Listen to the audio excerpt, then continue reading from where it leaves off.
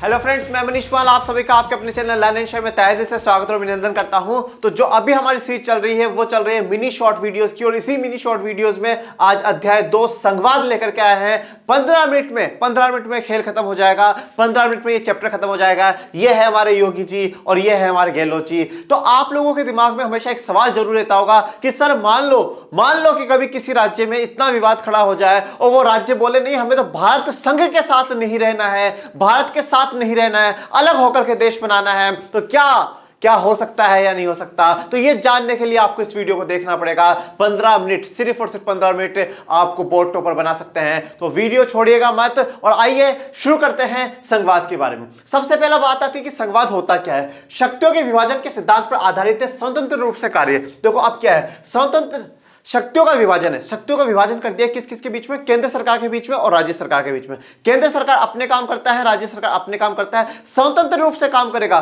केंद्र सरकार राज्य सरकार को कुछ नहीं बोलेगी और राज्य सरकार केंद्र सरकार को कुछ नहीं बोलेगी। इसी को हम लोग क्या कहते हैं, संघवाद कहते हैं। फिर आता है एकात्मक शासन व्यवस्था।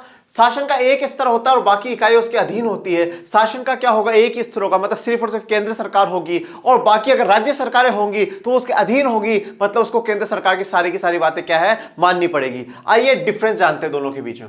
संघीय शासन व्यवस्था और एकात्मक शासन व्यवस्था, दो या दो से अधिक स्तर होंगे, जैसे कि हमारे देश में केंद्र सरकार, राज्य सरकार और स्थानीय स्वशासन की सरकार है। सिर्फ केंद्रीय स्तर, जैसे कि हम चीन की बात कर सकते हैं मुख्यतः, केंद्र सरकार राज्य सरकार को कुछ खास करने का आदेश नहीं दे सकती है। केंद्र सरकार कभी भी राज्य सरकारों पर किसी प्रकार का दबाव नहीं बनाएगी कि आप ये काम करो। उनके पास अपने कामों की लिस्ट है, वो अपना काम करेंगे, इसलिए केंद्र सरकार कभी भी दबाव नहीं बना सकती है। केंद्रीय सरकार प्रांतीय या स्थानीय सरकार को आदेश दे सकती है, और जहां पर एकात्मक शासन व्यवस्था होती है वहां पर क्या है, केंद्र सरकार राज्य सरकार को आदेश दे सकती है और वो कंप्लीट करना उनके लिए कंपलसरी होता है। शक्तियों का विभाजन होता है, बिल्कुल अपनी अपनी पावर्स पता है, और यहां पर शक्तियों का विभाजन नहीं होता। शक्तियां सिर्फ और सिर्फ एक ही सरकार के पास होती है और वो होती है केंद्र सरकार। दोहरी नागरिकता होती है। यहां पे संघीय शासन व्यवस्था में राज्य की एक अलग नागरिकता मिलती है और देश की अलग नागरिकता मिलती है, और जहां पे एकात्मक शासन व्यवस्था होती है वहां पे एक ही नागरिकता होती है। तो अब आपके दिमाग में सवाल यह भी उठता है कि सर हमारा देश कौन सा है, हमारा देश कौन सा है।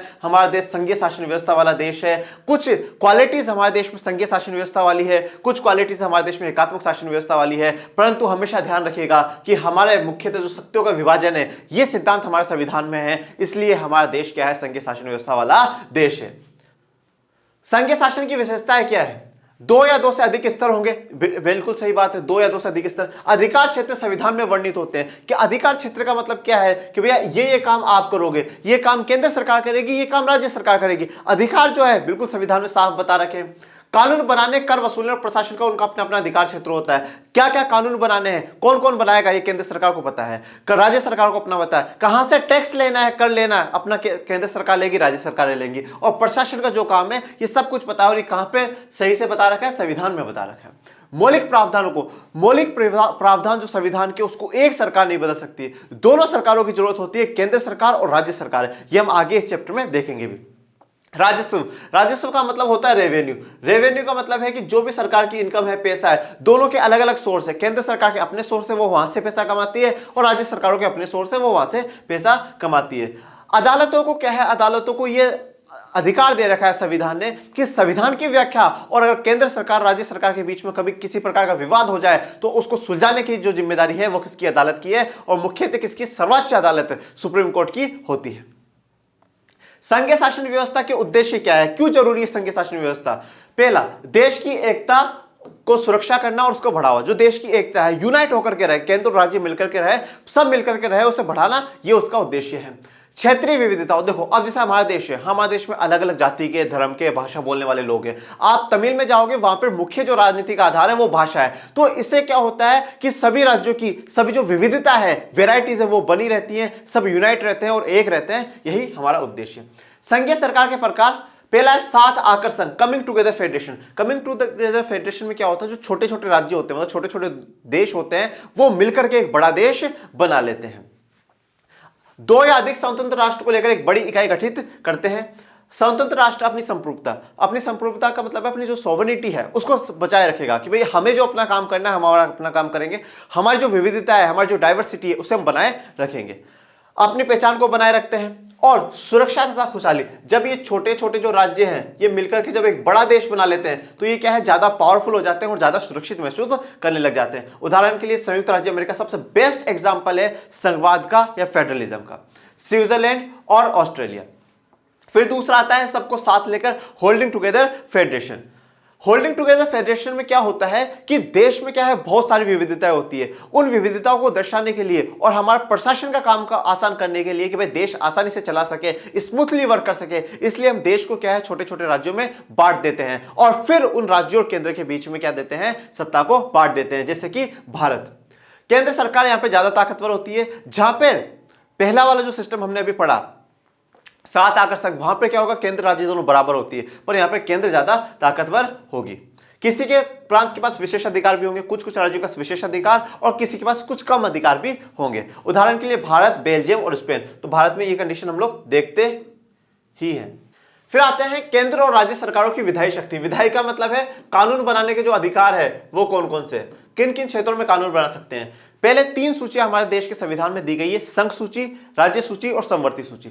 संघ सूची में आता है प्रतिरक्षा, विदेशी मामले, बैंकिंग, सुधार, संचार, मुद्रा, ये सभी राष्ट्रीय महत्व के विषय हैं। इन पे कानून कौन बना सकता है, सिर्फ और सिर्फ केंद्र सरकार ही कानून बना सकती है। फिर राज्य सूची, पुलिस, व्यापार, वाणिज्य, कृषि, सिंचाई जैसे प्रांतीय और स्थानीय महत्व है, इन पे कौन कानून बना सकता है, सिर्फ और सिर्फ राज्य सरकार ही कानून बना सकती है। शिक्षा, वन, मजदूर, संघ, विवाह, गोद लेना, उत्तराधिकार जैसे विषय, इन पे कानून कौन बना सकता है, इन पे दोनों कानून बना सकते हैं, केंद्र सरकार भी बना सकती है और राज्य सरकार भी बना सकती है। पर अगर विवाद होगा तो कौन मजबूत है, केंद्र सरकार मजबूत है, उसकी बात को हम मानेंगे। अब जानते हैं विशेष दर्जा प्राप्त राज्य। कुछ राज्यों को क्या होता है, विशेष दर्जा प्राप्त राज्य है ये, उनको क्या है, कौन सी शक्तियों में विशेष प्राप्त है, उनके स्वदेशी मामलों, अगर उनका राज्य है उसके अंदर के जो मामले हैं, उनकी जमीन को लेकर के, उनकी संस्कृति, उनकी सरकारी सेवाओं को लेकर के उन्हें विशेष अधिकार दिए गए और भारत के संविधान अनुच्छेद 371 के तहत दिए गए। कौन कौन से राज्य है, महाराष्ट्र, गुजरात, असम, सिक्किम, मणिपुर, मिजोरम, नागालैंड, आंध्र प्रदेश, गोवा, अरुणाचल प्रदेश और कर्नाटक। फिर जानते हैं केंद्र शासित प्रदेशों के बारे में। केंद्र शासित प्रदेश क्या होती है, बहुत छोटे राज्य होते हैं, बहुत छोटी जगह होती है, ना तो हम उन्हें किसी बड़े राज्य में मिला सकते हैं, ना राज्य घोषित कर सकते हैं। इसलिए उन जगहों को क्या है, केंद्र उन पर शासन करता है, केंद्र सरकार उन पर शासन करती है, इसलिए उन्हें क्या है, केंद्र शासित प्रदेश कहते हैं। केंद्र सरकार को चलाने का अधिकार है, इन क्षेत्रों को केंद्र शासित प्रदेश कहते हैं। ओके, जैसे कि दिल्ली, हमारे देश में 8 केंद्र शासित प्रदेश अब भी है। अब सवाल ये उठता है कि जो प्रक्रिया हमने बना रखी है कि केंद्र सरकार के पास ये अधिकार है और राज्य सरकार के पास ये अधिकार है, अगर इनमें बदलाव करना हो तो कैसे करेंगे। तो सबसे पहले क्या होगा, जो संसद के 2 सदन हैं, लोकसभा का 2/3 मतलब 545 का 2/3 अगर हां भर देगा, अगर उसमें हां कर देगा, साइन कर देगा, लगभग 370 से ऊपर लोग अगर हां कर देंगे कि हां बदल दो, तो फिर वो राज्यसभा में जाएगा। फिर राज्यसभा का 245 का 2/3 अगर वो लोग भी हां कर देंगे तो फिर क्या है, राष्ट्रपति साहब क्या आ जाता है साइन होने के लिए। और यही काम खत्म नहीं होता, हमने क्या बोला, मौलिक प्रावधानों को एक सरकार नहीं बदल सकती, दोनों बदलने की जरूरत है। इसलिए अब हमारे देश में कितने राज्य हैं, 28 राज्य। 28 राज्यों की 50% विधानसभा है, मतलब कम से कम 14 कितनी होगी, 50%, उससे ज्यादा 15 विधानसभा जो राज्य सरकार है, 15 राज्य सरकार हां कर दे कि भाई ये जो हमारे सिस्टम है इसको बदल दिया जाए, तो हम बदल सकते हैं। इसलिए किसी भी मौलिक प्रावधान को एक सरकार नहीं बदल सकती। आइए जानते हैं संघीय व्यवस्था कैसे चलती है। संघीय व्यवस्था के लिए संविधान का होना बहुत जरूरी है, पर उस संविधान का अपने मन में और उसे सही से लागू करना भी बहुत जरूरी होता है। देखिए, हम 3 चीजें पढ़ेंगे। पहला है भाषाई राज्य, फिर भाषा नीति और केंद्र राज्य संबंध। भाषाई राज्य ऐसे राज्य होते हैं जो भाषा के आधार पर बनाए जाते हैं कि भैया इस भाषा में, इस राज्य में ये भाषा बोलने वाले लोग रहेंगे। 1947 से भारत में बहुत से चेंज देखे गए। पुराने प्रांत, पुराने राज्य गायब हो गए, नए राज्य बनाए गए हैं। ओके, पुराने प्रांतों की सीमाएं, क्षेत्र, नाम बदल दिए गए हैं। जैसे कि मैं अभी बात करूं 2019 में जम्मू कश्मीर पहले राज्य था, अब उसकी 2 सीमाएं कर दी, एक जम्मू कश्मीर केंद्र शासित प्रदेश बना दिया और एक लद्दाख केंद्र शासित प्रदेश बना दिया। भाषावार राज्य बनाने से क्या है, देश ज्यादा मजबूत और एकीकृत हुआ है, इंटीग्रेटेड भारत ज्यादा हुआ है। प्रशासन भी ज्यादा पहले की जनक सुविधाजनक हो गया, क्योंकि अब जिस भाषा के लोग वहां रहते हैं आराम से प्रशासन करने में किसी दिक्कत हमें नहीं आती। दूसरा है भाषा नीति। हमारे देश के संविधान ने किसी भी एक भाषा को राष्ट्रभाषा या राजभाषा घोषित नहीं करा है। इसके अलावा उसने क्या करा है कि 21 भाषाओं को अनुसूचित करा है। अनुसूचित करने का मतलब है 21 तो ये प्लस 1 हिंदी, 22 भाषाओं को अनुसूचित करा है। मतलब इन्हीं सभी भाषाओं में सरकार के सारे काम हो सकते हैं, हम सरकारी एग्जाम दे सकते हैं, किसी प्रकार की कोई समस्या नहीं है। 1965 के बाद क्या था, संविधान ने कहा था कि अंग्रेजी बंद हो जानी चाहिए, परंतु अंग्रेजी बंद नहीं हुई। क्यों? क्योंकि जो दक्षिण के लोग हैं, विशेष करके तमिलनाडु के जो लोग हैं, उन्हें अंग्रेजी और अपनी क्षेत्रीय भाषा के अलावा कोई सी भाषा नहीं आती। वो उग्र हो गए, उन्होंने आंदोलन करा और उसके बाद क्या हो, सरकार ने बोला हम अंग्रेजी को भी कंटिन्यू करेंगे। फिर आते हैं केंद्र राज्य संबंध। देखो अब संघवाद टिकावा किस पे है भैया, संघवाद टिकावा ही केंद्र और राज्यों पर है। अगर इन दोनों के संबंध अच्छे होंगे, दोनों में मिठास होगी, तभी तो सही से काम चलेगा। तो इसलिए इन दोनों का संबंध होना अच्छा जरूरी है। 1990 से पहले क्या होता था, 1990 से पहले मुख्यतः हमारे देश में एक ही पार्टी की सरकार थी जिसका नाम था कांग्रेस। ओके, तो 1990 से पहले उन्हीं की सरकार थी। तो कभी कभार क्या होता था, जब उन्हीं की सरकार देश में, केंद्र में भी और काफी राज्यों में भी होती थी, तो वो अपने पावर का मिसयूज कर करके उन राज्यों की सरकारों को गिरा देते थे जहां पर दूसरे पार्टी की सरकार है, चाहे वो कांग्रेस हो चाहे कोई सा भी दल हो, सभी ने अपनी पावर का मिसयूज करा ही है। पर 1990 के बाद एक कॉन्सेप्ट आया, दैट इज द गठबंधन की सरकार।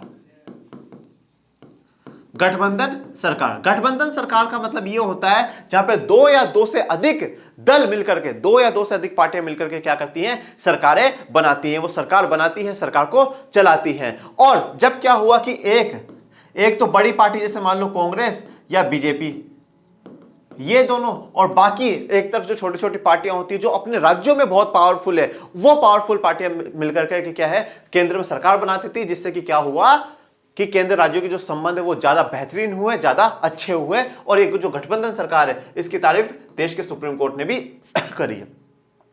अब आते हैं भारत में विकेंद्रीकरण की तरफ। विकेंद्रीकरण का मतलब यह कि जब केंद्र और राज्य की कुछ पावर्स क्या कर दी जाए, जो स्थानीय स्वशासन है, लोकल गवर्नमेंट है, उसको दे दी जाए, तो उसे विकेंद्रीकरण कहते हैं। यहां पे हम बात करेंगे पहले पंचायती राज की। पंचायती राज क्या है, गांव के स्तर पर जो भी राजनीति हो रही है, जो स्थानीय शासन के लिए राजनीति हो रही है, उसे हम पंचायती राज कहते हैं। पंचायती राज में हमें तीन चीजें पढ़नी। पहला ग्राम पंचायत। ग्राम पंचायत क्या होती है, सभी गांवों में एक ग्रुप बनता है, इलेक्टेड जो लोग हैं, निर्वाचित जो लोग हैं, उन्हें हम ग्राम पंचायत कहते हैं। इसमें क्या होता है, एक अध्यक्ष होगा और कुछ पंच होंगे, ठीक है, कुछ पंच होते हैं, बाकी एक सरपंच या अध्यक्ष होता है। जैसे मान लो ये गांव है, गांव को 5 भागों में बांट दिया गया, तो 5 जगह से क्या होंगे, पंच चुने जाएंगे और इस पूरे गांव का एक सरपंच चुना जाएगा। ग्राम सभा क्या है, ग्राम सभा उस गांव में जितने भी वेशक लोग हैं, वेशक लोगों का मतलब है 18+ से, मतलब सारे मतदाता क्या है, ग्राम सभा का भाग है। ग्राम पंचायत में सिर्फ और सिर्फ निर्वाचित है, ग्राम सभा में जितने भी वोटर्स हैं वो सारे इंक्लूडेड होंगे। फिर आते हैं पंचायत समिति। अब कुछ ग्राम पंचायतों को मिलाकर के एक पंचायत समिति बनाई जाती है, जिसे हम लोग मंडल या प्रखंड स्तरीय पंचायत भी कहते हैं। फिर आता है जिला परिषद। जिला परिषद में क्या होता है, अब एक जिला के अंदर जितनी भी पंचायत समिति है उनको मिलाकर के जिला परिषद बना दी जाती है। और इस जिला परिषद में आपके जगह का सांसद, आपके विधायक वो भी होते हैं। तो एक गांव की समस्या दिल्ली तक और आपके जो राज्य की राजधानी है लखनऊ, जयपुर, पटना, वहां तक भी ये क्या है, पहुंच जाती है। उसमें जिले के लोकसभा, विधानसभा के जो चुने हुए सांसद और विधायक हैं वो भी होते हैं। फिर आते हैं शहरी स्थानीय व्यवस्थाओं में। बड़े शहरों में नगर निगम और नगर पालिकाएं होती हैं, वो भी क्या है, निर्वाचित ही लोग काम करते हैं, जो निर्वाचित होंगे। प्रमुख जो होता है उसे नगर पालिका प्रमुख और नगर, ये सब राजनीतिक प्रधान होते हैं, इलेक्टेड होते हैं, मतलब चुने हुए होते हैं, कोई पढ़ाई लिख करके नहीं आते। जो नगर निगम का पदाधिकारी होता है वो मेयर होता है, ये बहुत इंपॉर्टेंट है, 1 मार्क्स में आ सकता है। स्थानीय सरकार में मुख्य प्रावधान। अब जो स्थानीय सरकारें करी गई हैं ये मुख्यतः 1992 से करी गई है। तो अब इसमें क्या क्या मुख्य प्रावधान हमारे संविधान ने करे वो देखते हैं। नियमित रूप से चुनाव, मतलब हर 5 साल में चुनाव होने चाहिए। सीटें आरक्षित, अनुसूचित जाति, जनजाति और पिछड़ा वर्ग के लोगों के लिए सीटें आरक्षित करी है और महिलाओं के लिए 1/3 सीटें आरक्षित करी है। राज्य चुनाव आयोग का गठन करा कि कौन चुनाव कराएगा, राज्य चुनाव आयोग उनके चुनाव कराएगा। राज्य सरकारों को राजस्व और अधिकार का कुछ हिस्सा किनको देना पड़ेगा, स्थानीय सरकारों को देना पड़ेगा। अब सफलताएं जानते हैं स्थानीय सरकारों की। लोकतंत्र हमारा मजबूत हुआ। आपको पता है 36 लाख लोग हमारे चुन करके जाते हैं यहां से, जिनमें से 10 लाख कौन है, महिलाएं हैं। महिलाओं का प्रतिनिधित्व बढ़ा, जैसे कि 10 लाख लोग महिलाएं चुन करके गई है, 36 लाख लोगों का चुनाव हुआ। विफलताएं भी हैं कुछ। ग्राम सभाओं की बैठकें नियमित रूप से नहीं होती, ग्राम सभाएं हमेशा नहीं मिल पाती हैं। 2 से 3 बार मिलना चाहिए साल में, पर वो नहीं मिल पाती। अधिकांश राज्य सरकारों ने अपनी शक्तियां किसको है, स्थानीय स्वशासन को नहीं दी। अब जिसके लिए आप वीडियो देख रहे थे कि सर क्या कोई राज्य अलग हो सकता है, नहीं हो सकता। देखिए हमारा देश क्या है, 7 लेकर संघ में जुड़ा हुआ है, 7 लेकर में संघ में जुड़ा हुआ है, जिसमें देश पहले से है, राज्यों को हमने जोड़ा नहीं है कि तुम भी आ जाओ, तुम भी आ जाओ। हम किसी समझौते से नहीं जुड़े हुए, हम दिल से जुड़े हुए हैं। तो कभी भी कोई अलग नहीं हो सकता है। भारत का संविधान इसके लिए बिल्कुल पूर्ण रूप से मना करता है कि सभी राज्य एक होकर के रहेंगे। संघ बड़ा है और संघ ही क्या है, इंपॉर्टेंट है। देश बना रहना चाहिए, कोई राज्य उनमें से अलग नहीं हो सकता, वहां से हट करके नहीं जा सकता। ओके, तो ये बात आपको दिमाग में रखिएगा। और भी अगर आपको डीप में इस चैप्टर को जानना हो, एक पॉइंट रह गया है कि आदर्श स्थिति से अभी हम लोग काफी दूर हैं।